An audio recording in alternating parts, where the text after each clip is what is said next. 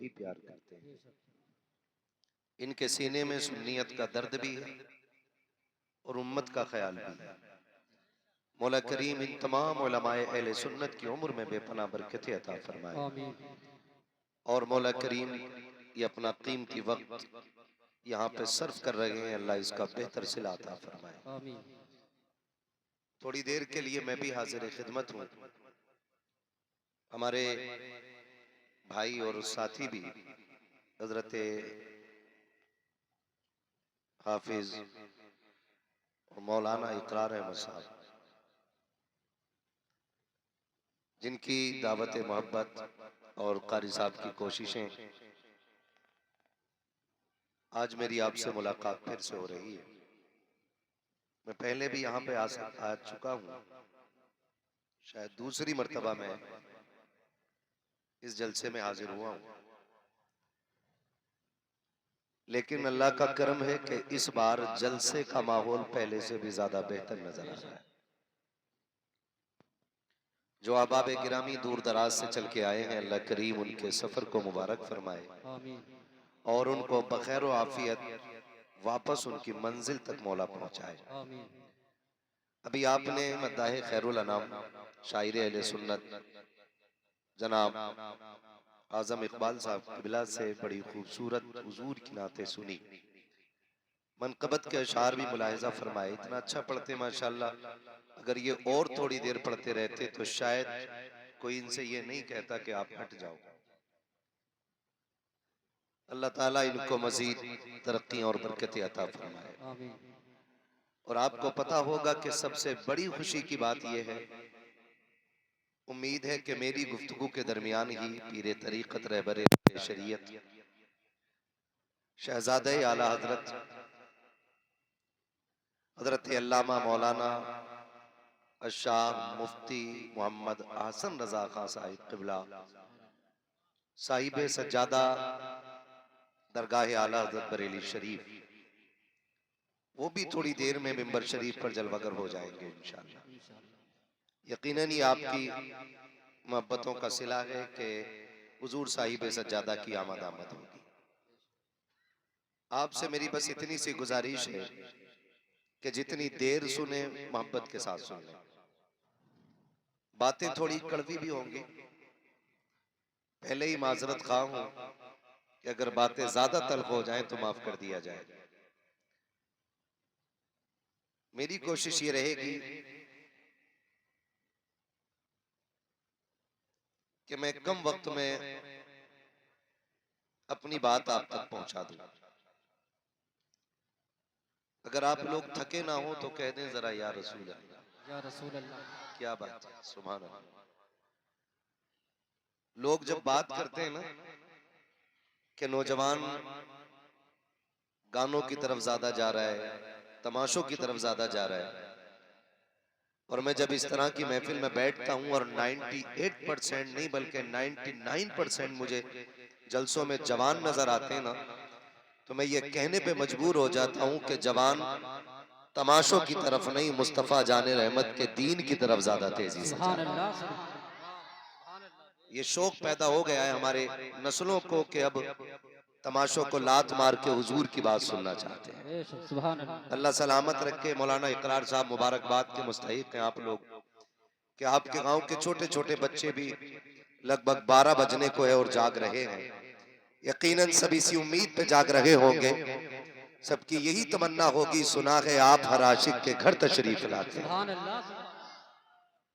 बेटे इतनी जोर से सुभान अल्लाह बोलना है कि गला बैठ जाए, ठीक है ना। सुबह को अम्मी से चाय भी मांगो तो इशारे से मांगना, ताकि अम्मी पूछे क्या हो गया तो कह देना पैसे वाले हुजूर के नाम पे पैसे लुटा रहे थे, हम हुजूर के नाम पे आवाजें लुटा के आ गए। सुभान अल्लाह, क्या बात है। इधर बैठने की जगह नहीं, पीछे हो तो बैठ जाइए, कुर्सियां ना हो तो पीछे से मंगा लो, बहुत अच्छा लगेगा और आप भी बैठ जाओगे तो गले में से ही निकाल आ गई। बैठ जाओ बाबू, बैठ जाओ, अच्छा लगेगा, थोड़ा सा जरा माहौल बना लो जल्द से। उनसे पूछो जो पंडाल के बाहर खड़े, के अंदर का कितना बड़ा फायदा है। हाँ।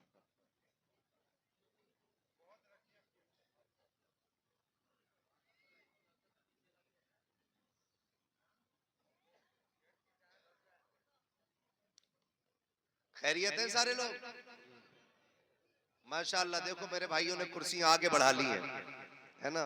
ये अलग बात है, रास्ता ही बंद कर दिया। बवाल तो यही है, जो भी ये दूसरे का रास्ता ही बंद करने पे लगा पड़ा है।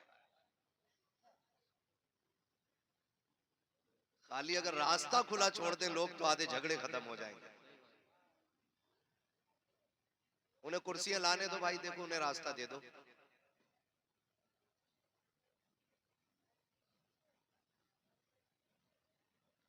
हजारों साल नरगिस अपनी बेनूरी पे रोती है, बड़ी मुश्किल से होता है चमन में दीदावर पैदा। ये जलसे, ये महफिलें, बेटे अब इधर देखो, बेटे एक कुर्सी पे दो भी बैठ सकते हो आप। शेख सादी ने क्या कहा, इकरार भाई? हाँ, कि एक जंगल में एक चादर में दो फकीर सो सकते हैं, है ना। एक जंगल में दो शेर नहीं रह सकते। तो भैया एक चादर में दोनों फकीर हो जाओ। वो वाला मुराद नहीं है, फकीर बिरादरी वाला।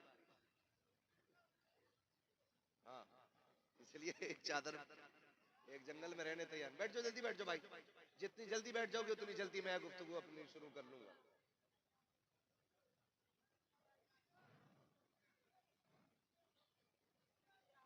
नारा लगाने, नारे तकबीर, नारे रिसालत, मसलके आला हजरत, नारे गौसियत, फैजाने सरकारे मदीना, मदरसा अहले सुन्नत बरकाते रजा, जश्न आला हजरत कॉन्फ्रेंस, उलमाए अहले सुन्नत, हजरत अल्लामा मुफ्ती हम्माद रजा साहिब किबला। नारे तकबीर। बड़ी मुश्किल से होता है चमन में दीदावर पैदा। हम लोग ये समझते हैं कि जलसा जो है, ए बेटे चुप जा। हम लोग ये सोचते हैं कि जलसा है जो, ये जब से शामियाने लगते हैं और जब तक के लिए लगते हैं तब तक जलसा होता है। ऐसा नहीं है, जलसा तभी से शुरू हो जाता है जब से इसकी तारीख फिक्स हो जाती है। कारी इदरीस साहब किबला बैठे हुए हैं, हमारा काम रोजाना जलसे करने का, और हम समझते हैं मेहनतें कितनी होती हैं। अगर 4 महीने पहले तारीख जलसे की मुकर्रर होती है तो 4 महीने पहले से ही फिक्र शुरू हो जाती है। किसी घर में अगर 2 मेहमान आते हैं ना तो पूरा घर चक्कर काट जाता है 2 मेहमानों के लिए। बड़ी हिम्मत वाले होते हैं ये जलसा कराने वाले लोग। ये कराने वाले 2 होते हैं और आने वाले 100 होते हैं। और कोशिश ये करते हैं कि जो जिस हैसियत से आया है उसे उसकी हैसियत से इज्जत मिलनी चाहिए, उसे कोई तकलीफ ना हो। ये पूरी मेहनत लगती है एक जलसे को करने में, महीने बीत जाते हैं तब कहीं जाके जलसे होते हैं। और इस तरह की महफिलों को हम बैठ करके बातें करके या खलफशार करके या इंतशार करके किसी की मेहनत पे पानी फेरने की कोशिश न करें। क्योंकि अगर ये महफिल सजी है तो कारी इदरीस साहब ने अपने बेटे के नाम की नहीं सजाई। ये नौजवान लोग हैं, हमारे अबरार भाई साउंड वाले हैं, शमशाद भाई हैं, और इनके जितने साथी हैं, इनका अपना कोई जाती मकसद इन महफिलों में नहीं होता है। इन सब की कोशिशों का मतलब सिर्फ ये होता है, कोई रूठे तो रूठे, मदीने वाला मुस्तफा ना रूठे। सुभान अल्लाह, सुभान अल्लाह। सिर्फ इसलिए ये महफिलें सजाई जाती हैं कि अल्लाह रसूल को राजी करें। हम मदरसे नहीं जा पाते, मकतब नहीं जा पाते, तो कम से कम दीन की बातें जलसों के जरिए हासिल करें। और जलसों में वो बातें बताई जाती हैं जो हमारी कौम के लिए बहुत ज्यादा जरूरी होती हैं। समझ रहे मेरी बात को? इसलिए बहुत गौर से सुनिएगा। मेरा इलाका है, अगर मैं ये कहूं मेरा गांव है तब भी बेजा नहीं होगा, क्योंकि मंसूरपुर मेरा भी गांव है। ये तमाम तर उलमा जो इस स्टेज पे मिंबर पे अभी तक बैठे हुए हैं, ये इस बस्ती को अपनी मान के आए हैं। अगर कोई नहीं आया इस महफिल में तो मुझे शिकवा होता ही नहीं। क्यों नहीं होता है? मेरा नजरिया ये है कि महबूब की महफिल को महबूब सजाते हैं, आते हैं वही जिनको सरकार बुलाते हैं। अगर कोई ये सोचे कि जी मैं नहीं गया, मैं अक्लमंद हूं, तो तेरी औकात क्या है तू हुजूर की महफिल में आने ना आने का फैसला कर सके? अगर मेरे घर की दावत में मेरी मर्जी के बगैर कोई नहीं आ सकता, तो हुजूर की महफिल में उनकी मर्जी के बगैर कैसे आ सकता है? वो तो तौफीक उन्हीं की तरफ से होती है। कोई शाहपुर से चला आया, कोई बहेड़ी से चला आया, भाई भगतपुर से चले आए, कोई कहां कहां से हमारे नौजवान आए हुए। किसने बुलाया सबको? हुजूर ने बुलाया, क्योंकि महफिल उन्हीं की। और हम जब महफिलों में बैठते हैं तो अपना ये शेवा रहता है कि रहने दो या डुबो दो, अब तो तुम्हारी जानिब कश्ती तुम्हीं पे छोड़ी, लंगर उठा दिए। कारी इदरीस साहब को जहां तक मैं जानता हूं, बड़े दीन के हमदर्द हैं और पूरी कोशिश करते हैं कि मुझसे जितनी हो सके दीन की खिदमत करूं। हमारा नजरिया ये होता है कि हम लोगों की अच्छाइयां नहीं, खराबियां तलाश करते हैं।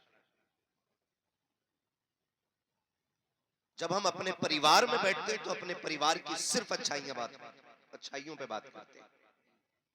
बुरा ना मानिएगा, मैं बहुत लोगों को जानता हूं जिन्होंने बाप के इंतकाल के बाद कहा कि जी मेरा अब्बा जन्नत में है। दावा क्या है? दलील क्या भाई तेरा अब्बा जन्नत में है? उसने कहा जी बड़े अच्छे आदमी थे, मैंने उन्हें देखा कि वो एक बार ना कुत्ते को अपने बर्तन से पानी पिला रहे थे,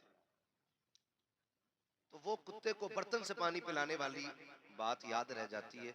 और बाप जो इतनी फालतू करके पड़ोसियों की जोत तारा आना हराम की, वो किसी को याद नहीं रहती। साहब उसका भी होता है। मक्खियां जख्म पे बैठती हैं और दानिश्वर लोग कामयाब लोगों की कामयाबी पर उनकी तारीफ करते हैं, उनको सराहा करते हैं, ताकि अगर आज एक चिराग जला गए तो कल इसी जमीन पे 10 चिराग जलते हुए नजर आने चाहिए। मंसूरपुर अहले इल्म की बस्ती है, काबिल लोग रहते हैं। मेरे काबिल फाजिल दोस्त मौलाना इकरार साहब जेएनयू से पीएचडी किए हुए, जामिअतुर रजा के हमारे साथी भी हैं।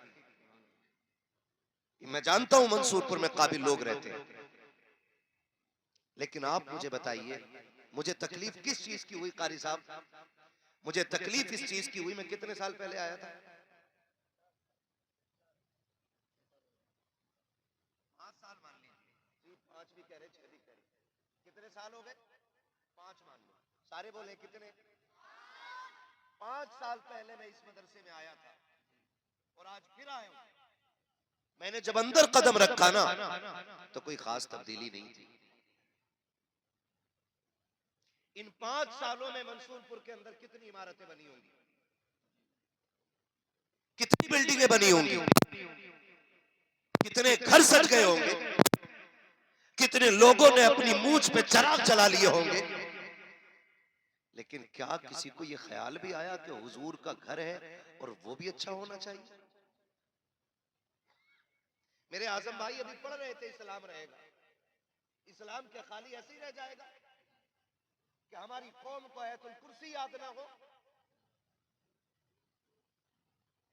और हम सिर्फ नारों की बुनियाद पर इस्लाम को बाकी रखेंगे?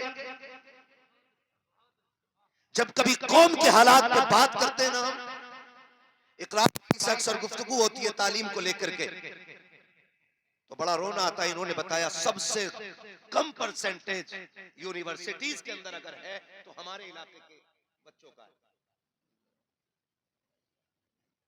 दिल के फपोले जल उठे सीने के दाग से, इस घर को आग लग गई घर के चिराग से। कम से कम इतना तो कर लेते आप लोग कि ये इदारा अगर पिछले 4 साल पहले 50 गज के अंदर था तो आज इसे 300 गज के अंदर ले आते। नहीं कर सकते थे? इतना कर सकते थे कि नहीं भाई?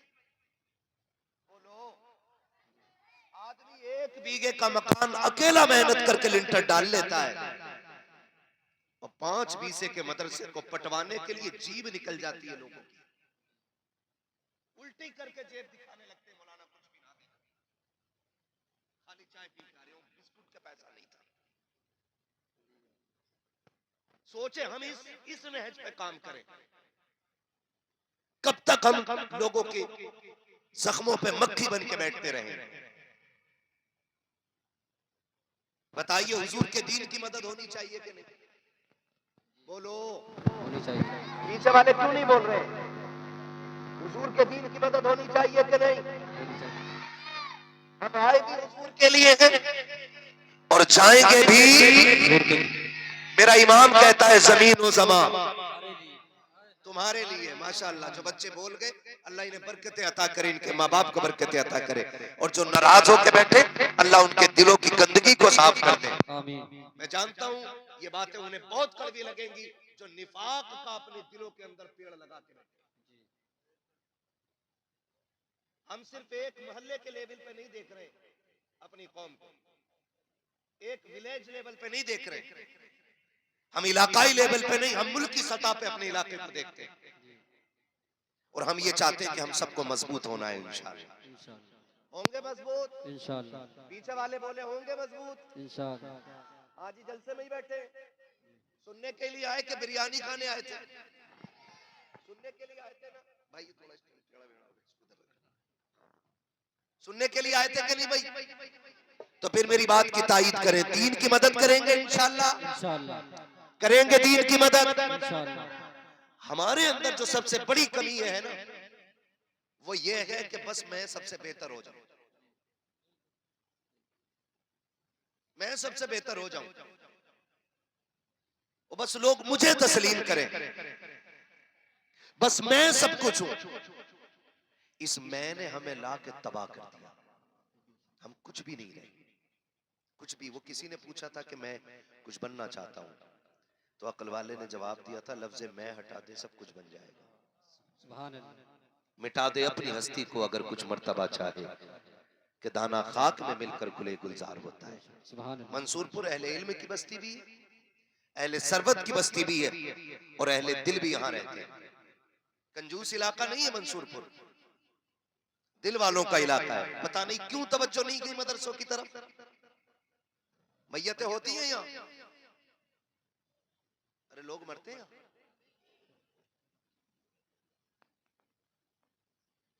बड़ा डर के जवाब दे रहे हो।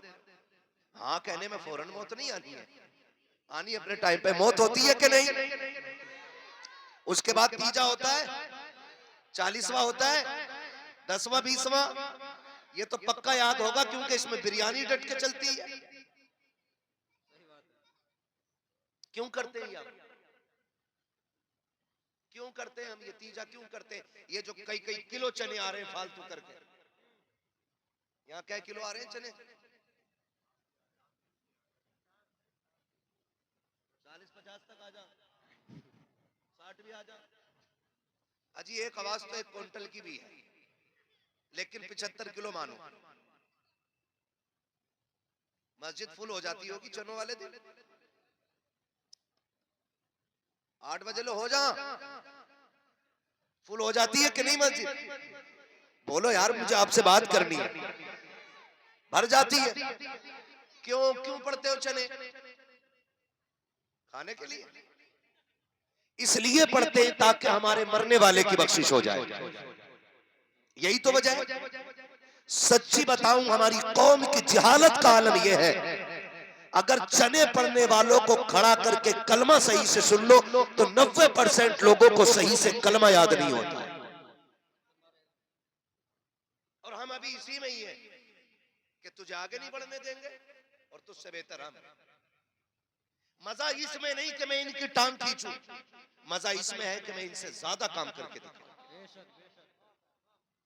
मैं इनसे ज्यादा काम करके दिखाऊं। अगर मुझे इनकी शक्ल अच्छी नहीं लगती है, इनकी अकल अच्छी नहीं लगती है, इनका काम अच्छा नहीं लगता है, तो इनकी टांग खींचने की जरूरत नहीं है। अल्लाह ने तौफीक दी है। अगर इन्होंने 2 कमरों का इदारा बनाया है, आप दारुल उलूम बना के दिखाओ, तब आपकी शख्सियत को तस्लीम किया जाएगा। अगर ये 10 बच्चों को पढ़ा रहे हैं, आप 50 को दीन दे के दिखाओ, आपकी शख्सियत को तस्लीम किया जाएगा। अब जमीन पे काम करने की जरूरत है, आपस में लड़ने की जरूरत नहीं है। सारी बातिल ताकतें इकट्ठा होके आ गई है। हमारे कुरान पे एतराज, हमारी नमाजों पे एतराज, हमारी अजानों पे एतराज। अब ये झगड़े सिर्फ नारों से हल नहीं होंगे। अगर कोई मदरसे बंद करने की बात करता है, इतने कुरान पढ़ने पे बच्चे लगा दो कि दुनिया सर पीट के बैठ जाए कि कुरान को कैसे मिटाओगे।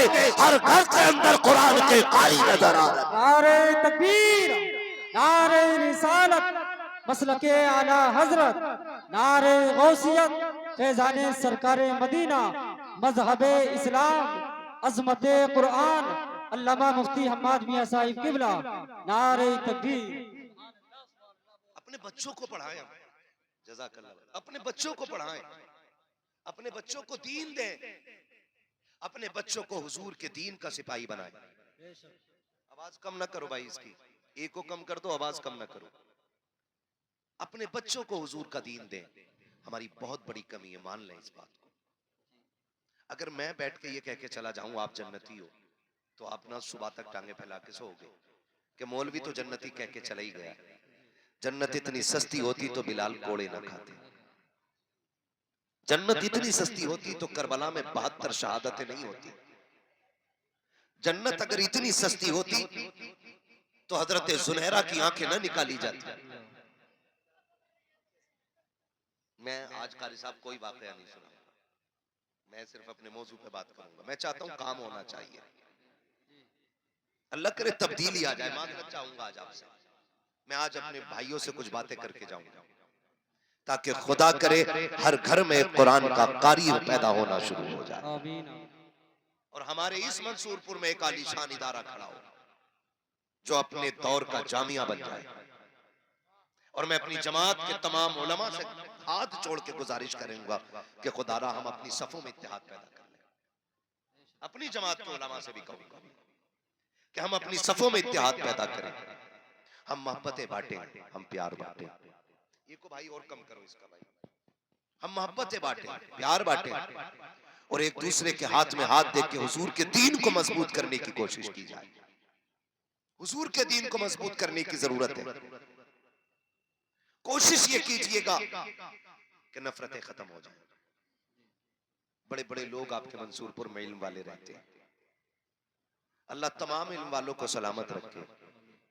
लेकिन मैं अहले सरवत से गुजारिश करूंगा, हम तीजे इसलिए करते हैं कि बख्शे जाएं, 10वें इसलिए करते हैं कि बख्शे जाएं, 40वां इसलिए करते हैं कि बख्शे जाएं।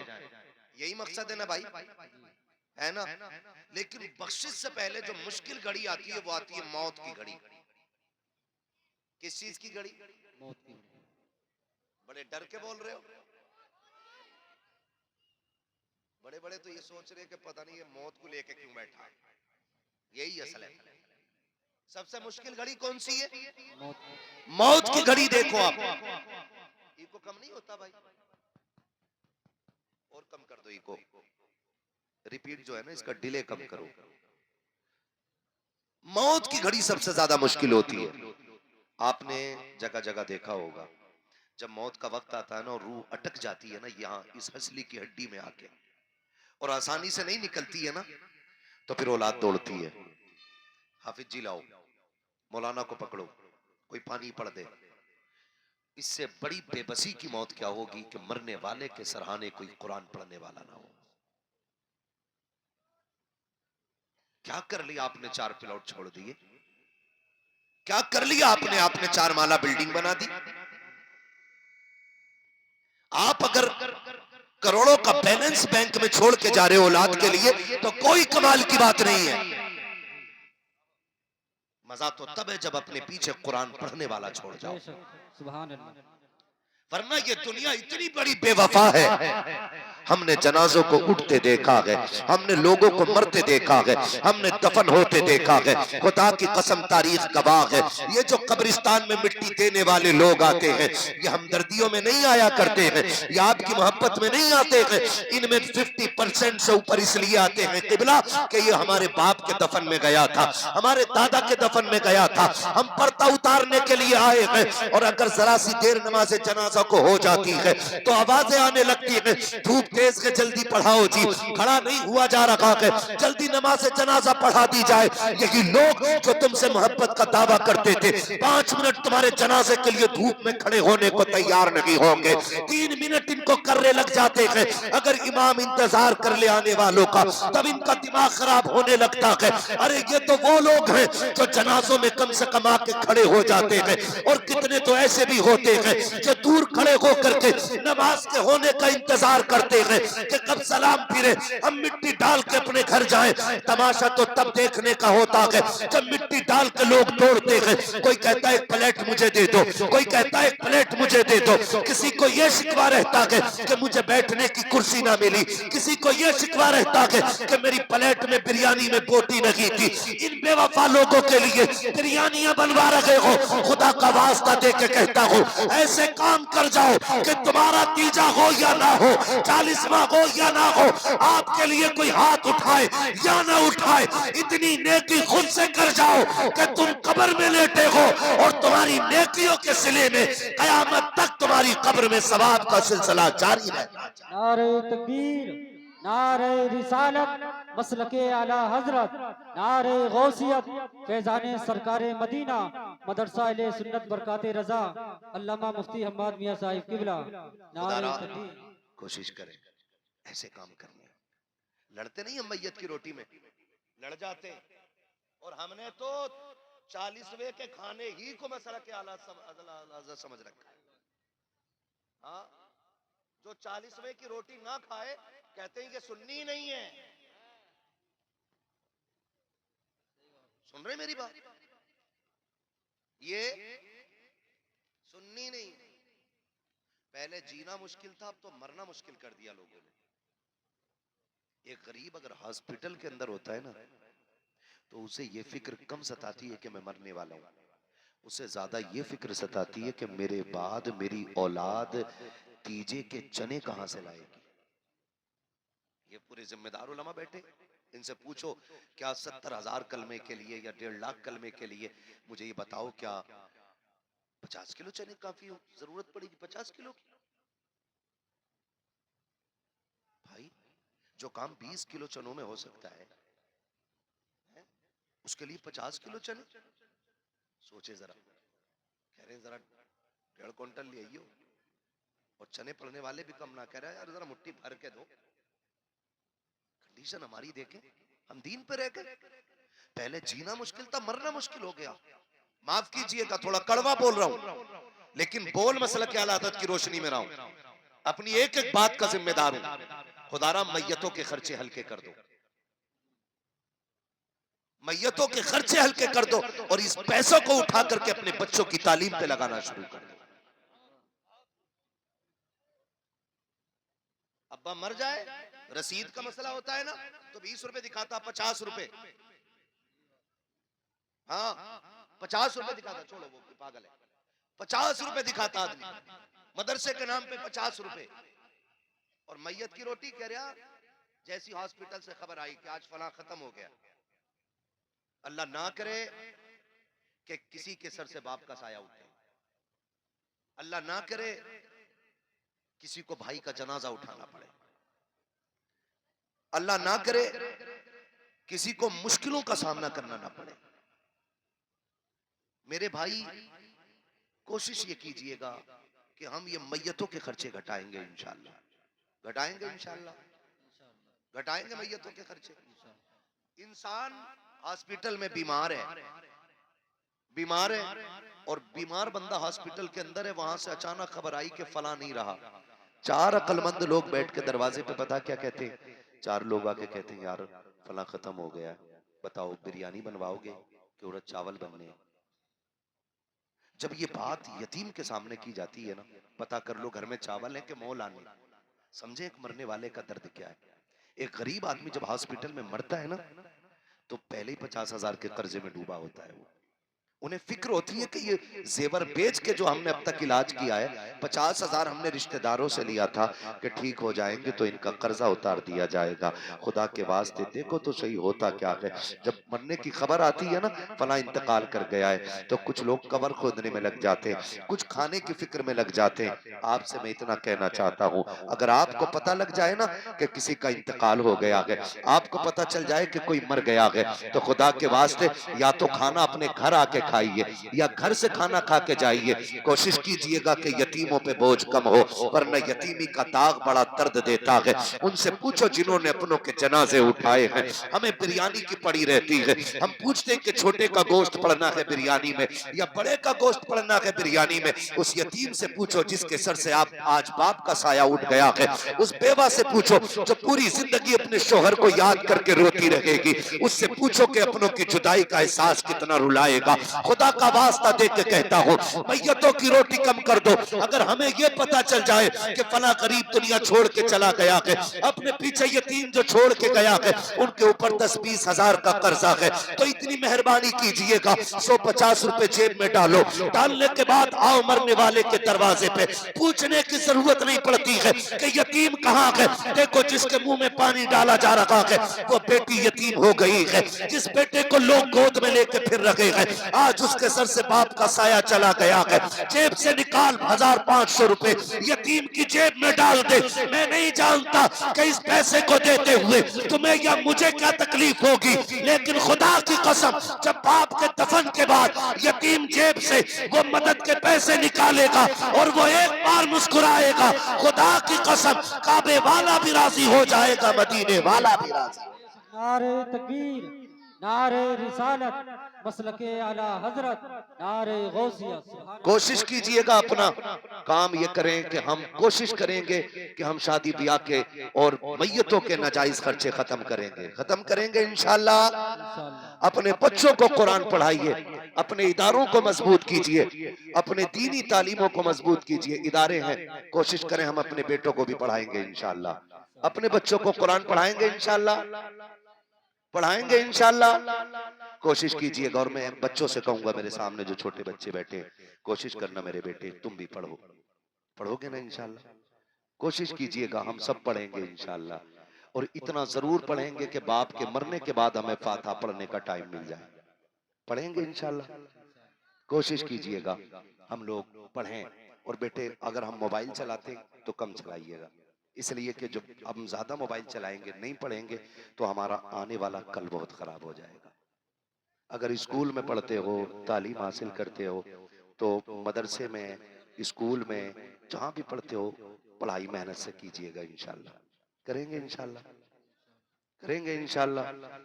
पढ़ेंगे बच्चे इंशाल्लाह। हाथ उठा के वादा करें बच्चे, माशाल्लाह।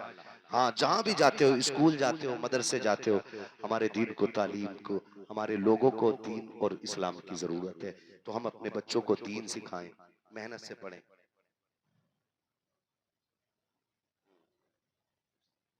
माशाल्लाह। हाँ, ये देखिए, अल्लाह सलामत रखे।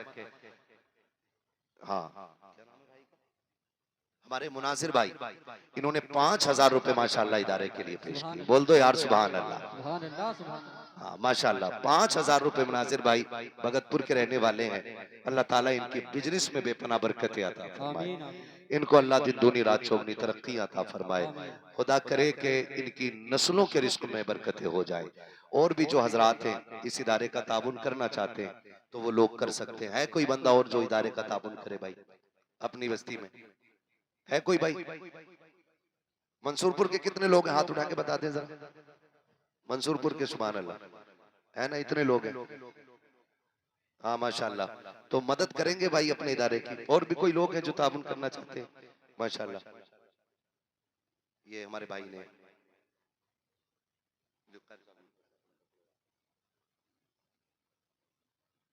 कोशिश कीजिएगा कि हम अपने इदारों को मजबूत करें, तालीम का इंतजाम बेहतर करें, ताकि हम मरे ना तो किसी हाफिज को ढूंढना ना पड़े, हमारा अपना बेटा हमारी चारपाई के पास कुरान पढ़ने वाला हो। करेंगे ना इंशाल्लाह। हाँ, अपने बच्चों को दीन देने की कोशिश करें। मैं हर भाई से गुजारिश करूंगा, मैं ये नहीं कहता कि डॉक्टर बनना गलत है, इंजीनियर बनना गलत है, सब कुछ बनिए, ये हमारा हक है, इसे हमको लेना चाहिए। ये नहीं कि भाई हम नहीं पढ़ेंगे, भाई हमारी तालीम नहीं, सारी तालीम हमारी है, सारी तालीम हमारी है, लेकिन साथ में कोशिश ये कीजिएगा कि हम दीन भी जरूर सीखेंगे इंशाअल्लाह। इंशाअल्लाह। अपने बच्चों को भी सही, लोग मरते हैं ना तो कोई कब्र पे फाता पढ़ने वाला नहीं मिलता है, 10वें की फाता होती है तो पकड़ के लोग लाने पड़ते हैं। अपना ही बेटा हो और अपनी कब्र पे खड़ा हो, रो के कहे अल्लाह मेरे बाप को बख्श दे, खुदा की कसम, जब वो रो के कहता है खुदा की रहमत नाजिल होना शुरू हो जाती है। और अपनों के लिए जितना अपना दर्द के साथ दुआ कर सकता है ना, उतना कोई और नहीं कर सकता है। इसलिए मेरे भाई, हम खुद भी पढ़ें और अपने बच्चों को भी दीन दें। असल जो है ना वो दीन ही है। बेशक। असल क्या है? दीन। दीन ही है। तो हम दीन की तरफ आगे बढ़ें, अपने इस इदारों को मजबूत करें और कोशिश करें कि ये एक नहीं, मंसूरपुर में 3-4 इदारे कायम होने चाहिए, होने चाहिए कि भी नहीं, ताकि हमारे बच्चों को तालीम मिले, हमारे बच्चों को इल्म दीन मिले। वरना बड़े रोते हुए लोग देखे हमने, बड़े रोते हुए लोग देखे। हम सब कुछ बख्शिश के लिए करते, ये चाहते कि हम बख्शे जाएं, इसलिए 30-40वें की फाता होती है। आपने एक बेटा अगर हाफिज कुरान बना दिया, वो जब तक कुरान पढ़ेगा या पढ़ाएगा या उसके शागिर्द कुरान पढ़ेंगे या पढ़ाएंगे, उसका सवाब आपके मरने के बाद भी आपकी कब्र में आता रहेगा। अच्छा, अगर कोई मर जाए तो सबसे बेहतर तरीका तो मैं ये समझता हूँ, सबसे बेहतर तरीका ये कि अगर हमारे घर में कोई मर जाए ना, तो हम एक काम करते हैं, बाजार जाते हैं और डायरेक्ट ना पेटी का हदिया कराते हैं और मस्जिद में लाके रख देते हैं। इतनी पेटियां हो गई कि मुसल्ले तक पेटियां आ गई और पढ़ने वाला कोई नहीं है पारों को, उन्हें दीमक लग गई पारों को, है ना।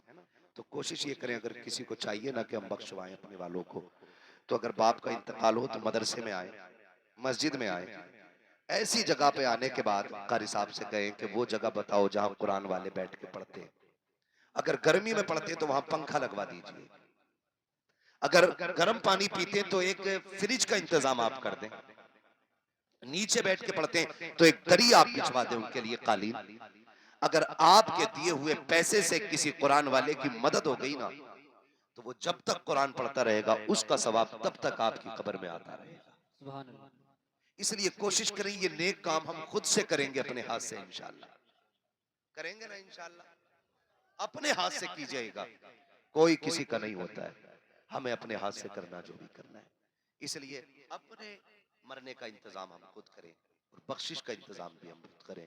मैं ये नहीं कहता कि सिर्फ इन्हीं का एक इदारा हो, मैं तो कहता हूँ इस मंसूरपुर में 2-3 इदारे होने चाहिए।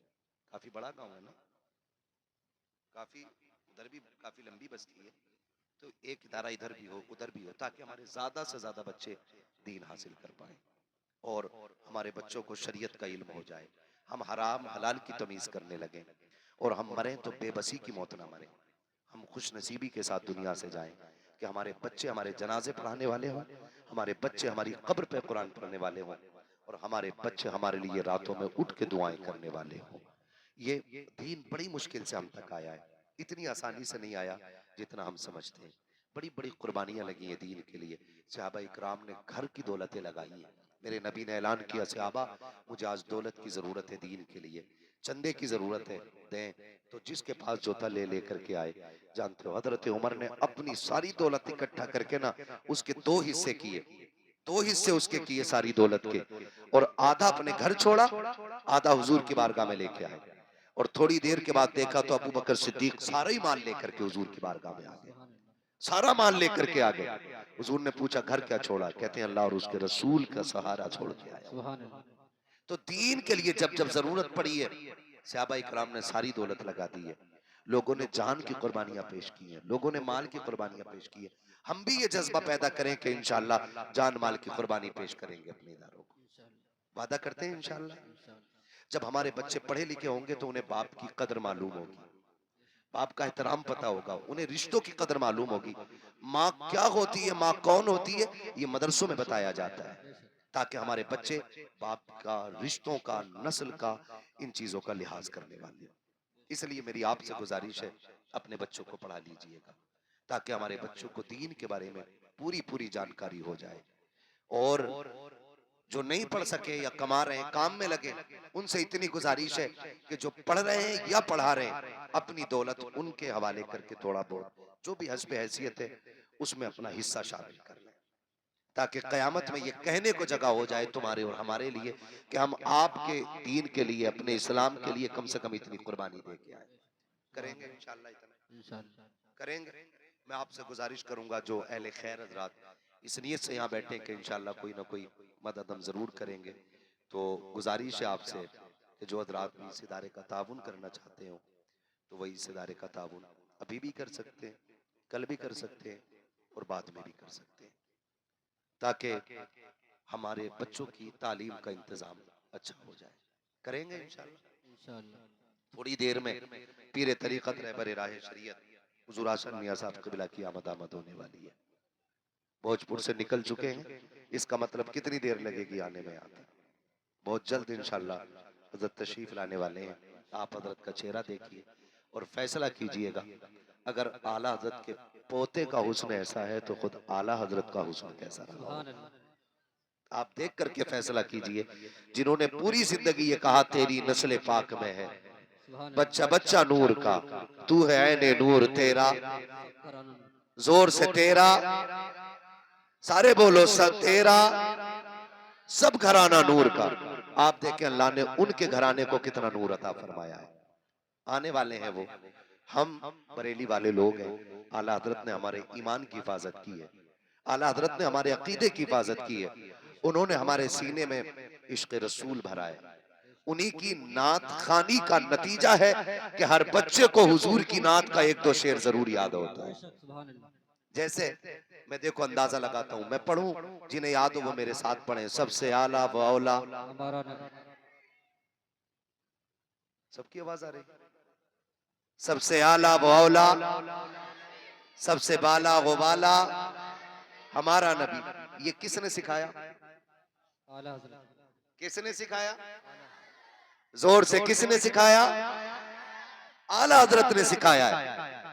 लोग कहते हैं हम मसला के आला हजरत का नारा लगाना छोड़ दें, कैसे छोड़ सकते हैं। हर फजर की नमाज के बाद हमारी मस्जिद से आवाज आती है, डाल दी कल्ब में सुभान अल्लाह। सैयदी आला हजरत पे, लाखों सलाम। जोर से सैयदी आला हजरत पे। लाखों सलाम।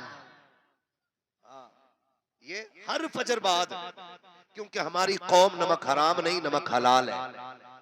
हम जिसका खाते हैं उसका, जिसका खाते हैं उसका गाते हैं। जब तक जिंदा रहेंगे मसला के आला हजरत अपनी ताकत के साथ लगाते रहेंगे। मैं लगाऊं एक नारा, जवाब मिलेगा ना, इश्क मोहब्बत इश्क मोहब्बत। आला हज़रत आला हज़रत। पीछे वाले भी बरेलवी हैं,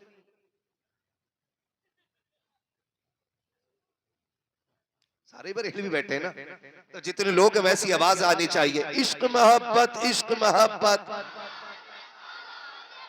कैमरे वाले मुसलमान ही होंगे, आप भी बोल दो यार, है ना, सारी बरेलवी मतलब, तो फिर सारे जवाब दे मिलके, महफिल एक हो जानी चाहिए। इश्क मोहब्बत इश्क मोहब्बत, इश्क मोहब्बत इश्क मोहब्बत, बस्ती बस्ती करिया करिया, शरीयत। बस्ती बस्ती करिया करिया। ये नारा पूरी जिंदगी लगाते रहना इंशाअल्लाह। है ना। कोई जले या मरे, कोई जले या मरे, ये नारा, ये नारा, जोर से ये नारा। और जवानों से कहूंगा अपनी आने वाली नस्लों को ये बता देना, मोहताज होके मर जाना, गरीब होके मर जाना, आला हजरत से बगावत करके नहीं मरना है। ठीक है ना जी। आला हजरत फरमाते हैं हश्र तक लहरा, कब्र में लहराएंगे ता हश्र चश्मे नूर के, जलवा फरमा होगी जब तलत रसूलुल्लाह की। आला हजरत ने ना, कोई लोग जो लड़ा देते हैं ना, कहते हैं जी आला हजरत ने जो है ना काफिर बनाए लोग और बड़े सख्त थे। मैं कहता हूं अगर आला हजरत को पढ़ो तो समझ में आता है। आला हजरत अपने वक्त के सबसे बड़े सूफी को कहा जाता है। बेशक। हाँ, अपने वक्त के गजाली को इमाम अहमद रजा कहा जाता है, बेशक अपने वक्त के जामी को इमाम अहमद रजा कहा जाता है। बेशक उनकी तारीख पढ़े ना तो कितनी कितनी सॉफ्ट तबीयत, नॉर्म, कितनी नर्म तबीयत थी आला हज़रत की। सरकार आला हज़रत बैठे हुए हैं और आला हज़रत के एक शागिर्द जिनका नाम अल्लामा ज़फरुद्दीन बिहारी रहमतुल्लाहि तआला अलैह, ये बैठे हुए थे आला हज़रत के साथ। सुने आला हज़रत कौन है? किधर जा रहे हो खान साहब? हज़रत आ गए, बैठे रहिएगा, हज़रत आने वाले हैं इंशाल्लाह। तो बहुत नर्म तबीयत थी। आला हज़रत बैठे हुए थे और अल्लामा ज़फरुद्दीन बिहारी रहमतुल्लाहि तआला अलैह, मलिकुल उलमा जिनको कहा जाता है, वो बैठे हुए थे। एक बच्चा आया, सुने जरा, तवज्जो करें, तवज्जो, आराम से बैठे, कोई नहीं।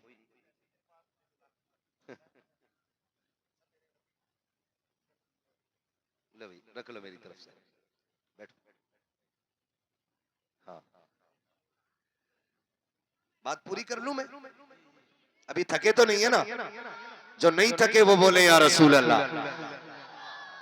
तो मैं बता रहा हूँ आला हजरत कौन है हमारे और कैसे हैं आला हजरत। बच्चों याद करना ये बात, जब कोई आके कहे ना बड़ा सख्त थे, तो ये बात आपको बतानी है उसको। बैठे हुए अल्लामा ज़फरुद्दीन बिहारी रहमतुल्लाहि तआला अलैह, माशाल्लाह। एक बहन है आलम जहां खातून, उन्होंने 500 रुपए मदरसे के लिए पेश किए हैं, जो मंडइयों की रहने वाली है। अल्लाह ताला उन बहन के भी नजराने को कबूल फरमाए। आमीन। हाँ जी, उम्मीद है भाई भी कोई ना कोई होगा जो 1500 रुपए देगा, है ना?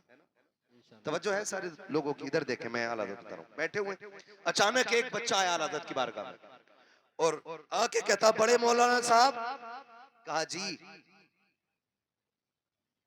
कि हमारे घर दावत है आपकी। सुभान अल्लाह। तो आला हज़रत ने फरमाया, बेटे घर में कोई बड़ा नहीं है, तुझे भेजा गया? बच्चे ने कहा, जी मैं यतीम हूं, मेरे सर पे बाप का साया नहीं है। आला हज़रत की आंखें भीग गई, फरमाने लगे, बेटे तेरी दावत कबूल है। आपने मुस्कुरा के पूछा, खिलाओगे क्या बेटे? उसकी गोद में ना चने का साग था। उसने कहा, जी इसकी भुज्जी बनेगी और रोटी बन जाएगी।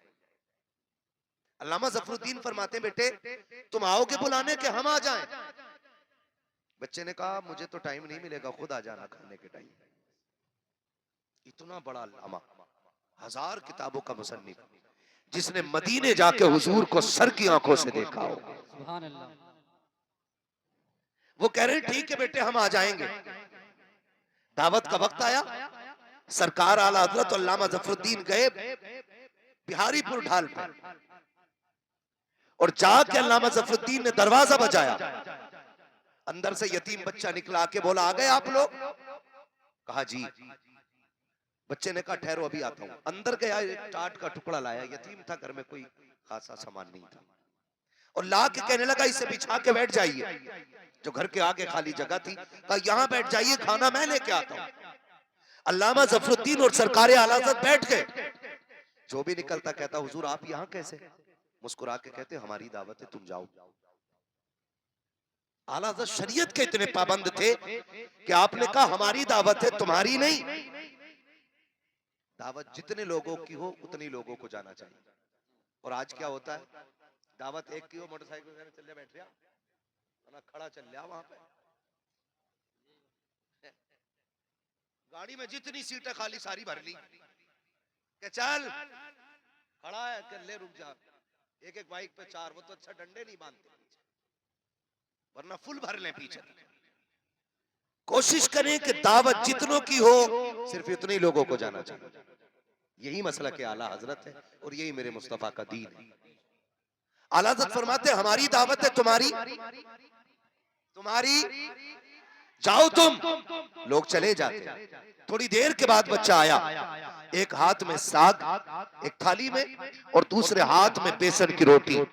और जब लेकर के आया ना बेसन की रोटी, सरकारे आला हज़रत बैठे हुए, पढ़े आला हज़रत को, जो आला हज़रत में भोंकते हैं, ये आला हज़रत को नहीं मानते हैं। तारीख ये भी देखी आला हजरत की, जिन्हें लोग सख्त कहते हैं वो इतने नर्म दिल थे। जब भी कोई आता, खुदा की कसम दे के तो सही, आगे साग रखा है, बेसन की रोटी रखी है, जबकि ये जिंदगी के आखिरी अय्याम है सरकार आला हजरत की हयात के। डॉक्टर ने ये कह दिया था आप चपाती रोटी खा सकते हैं, वो भी आधी या आधी से थोड़ी ज्यादा। चपाती कहते हैं गेहूं की छोटी फूली हुई रोटी को, जो बहुत पतली रोटी होती है। डॉक्टरों ने तो मना कर दिया था कि चपाती रोटी के अलावा आप कुछ नहीं खा सकते हैं, लेकिन अल्लामा जफरुद्दीन बैठे हुए हैं, सरकार आला हजरत ने खाना शुरू किया है, आप खाते जा रहे हैं, अल्लामा जफरुद्दीन देख रहे हैं कि इतनी सख्त रोटी, आप पूरी रोटी खा चुके। अल्लामा जफरुद्दीन ने कहा था मेरे सरकार तेरे कदमों पे कुर्बान जाओ, आप एक लुकमा खा लेते तब भी दावत का हक अदा हो जाता। आप एक लुकमा खा करके या दो लुकमे खा लेते, तीन लुकमे खा लेते, दावत का हक अदा हो जाता। सरकार अच्छी तरह जानते हो कि ये जो रोटी रखी हुई है ये आपके लिए जहर कातिल से कम नहीं है, आपके लिए मना कर दिया गया है सख्त खाना खाने के लिए। आप ये रोटी क्यों खा रहे हैं? आप ये रोटी क्यों खा रहे हैं? किससे कह के जा रहे हो?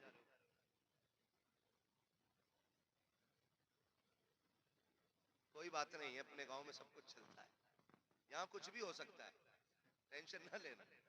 बोलो सुभान अल्लाह। सुभान अल्लाह। हाँ जी, सरकार आला हजरत खाना खा रहे, खाना खा के जब फारिग हुए तो अल्लामा जफरुद्दीन ने कहा था हुजूर अगर एक दो लुकमे खा लेते तब भी काम हो जाता, आपने ये एक रोटी पूरी खा ली, कितना नुकसान देगी।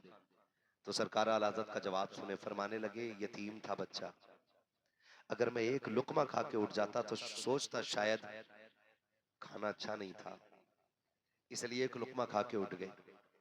तो मेरे इमाम ने कहा था जफरुद्दीन साहब मैंने पूरी रोटी इसलिए खाई है ताकि यतीम खुश हो जाए, सुभान अल्लाह।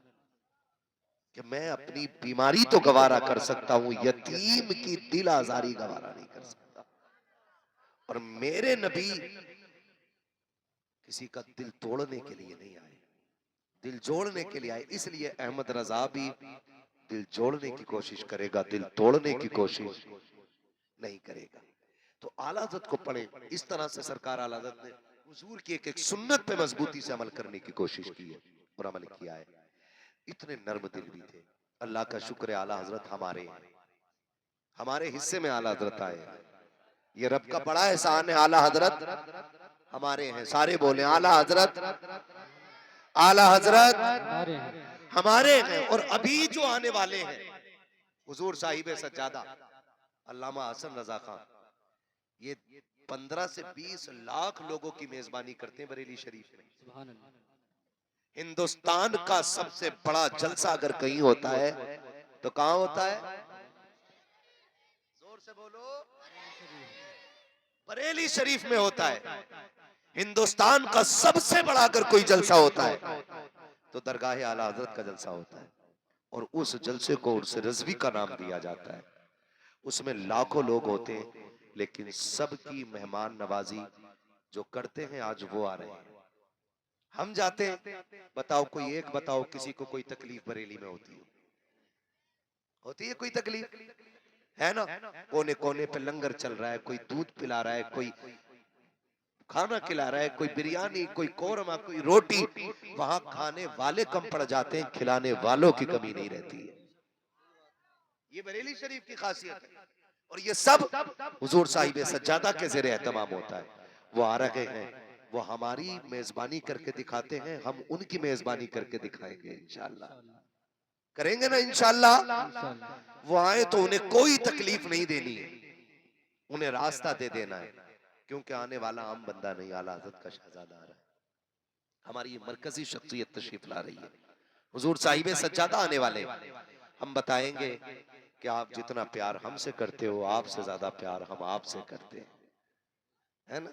आप देखेंगे निहायत शरीफ, सूफी बासफा, संजीदा मिजाज, चमक दमक से बिल्कुल अलग, एक सादा से कपड़ों में आने वाला बड़ा शहजादा, सादा सा लिबास, सादा सी, आप देखेंगे या तो टोपी होगी या सफेदा मामा होगा। इसी लिबास में पूरे हिंदुस्तान में मसलक के आला हज़रत को आम करने वाला शहजादा हुजूर हसन मियां की शक्ल में आने वाला है। मेरी बात मुकम्मल हुई। फरमाया गया लक़द कान लकुम फ़ी रसूलिल्लाहि उस्वतुन हसना। मेरे महबूब की जिंदगी आपके लिए बेहतरीन नमूना है। मैं कैमरे वालों से कहूंगा सारे अपने कैमरे बंद कर लो। हुजूर हसन मियां तशरीफ लाने वाले हैं।